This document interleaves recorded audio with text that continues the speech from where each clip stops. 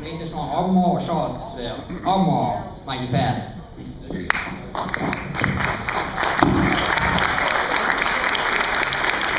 Thank you.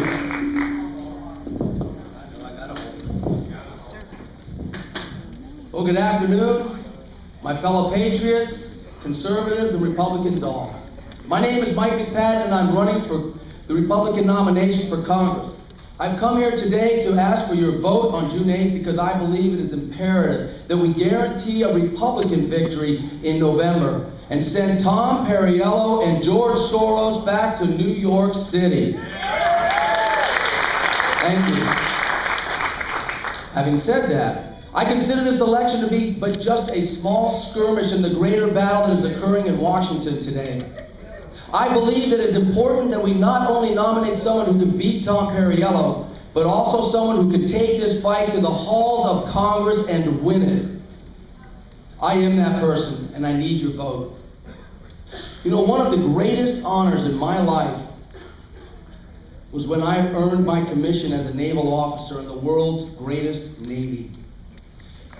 Do we have any veterans in the audience today? Yeah. Great.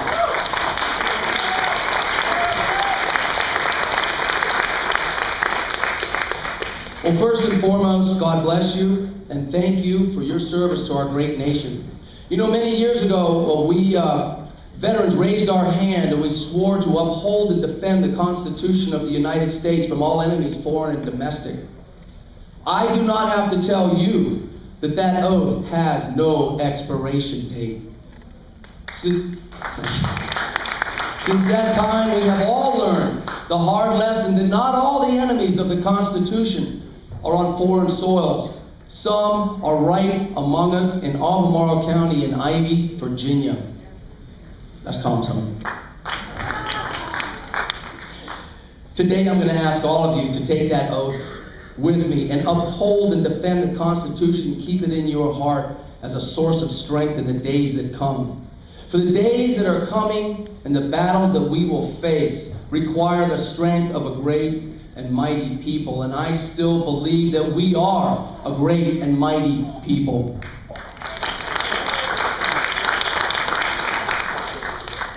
You know, having already served this country and the people of the 5th District as a naval officer, I am ready now to go forward and serve once again. The fight starts here because Virginia is, in fact, the birthplace of liberty. As your representative, I will take this fight to defend our liberty and to defend our Constitution against the special interests in Washington who wish to fundamentally change our republic. It has been said that Americans believe that nothing is impossible. And yet I have been told that restoring this republic is impossible. I have been told that liberty lost is liberty lost forever. I have been told that we will never be able to restore the founder's vision for our republic. My brothers and sisters in liberty, I stand before you today to tell you that I will never accept that premise.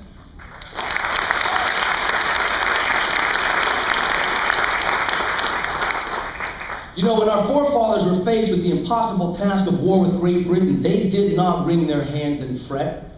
They picked up their muskets, they fixed bayonets, and they charged.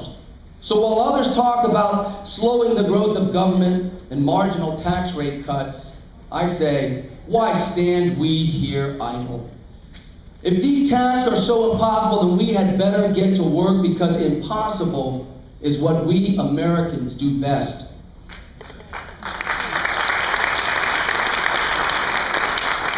There are those that say that Americans are arrogant for believing the impossible. Well, I say we have a right to believe in the impossible because we have a history of accomplishing the impossible. In 1776, our forefathers stood up to the largest empire the world had ever known. They fought and they bled, and yes, they died, but they won their liberty, and they won ours in the process. They carved out a constitutional republic where once had never been one. They conquered a continent and they crossed it with railroads. They built amazing cities and skyscrapers, and they built huge fleets of steel ships. They taught themselves to fly, and to top it all off, they put a man on the moon. We are Americans, And we have every reason to believe in the impossible, because the impossible is what we Americans do best.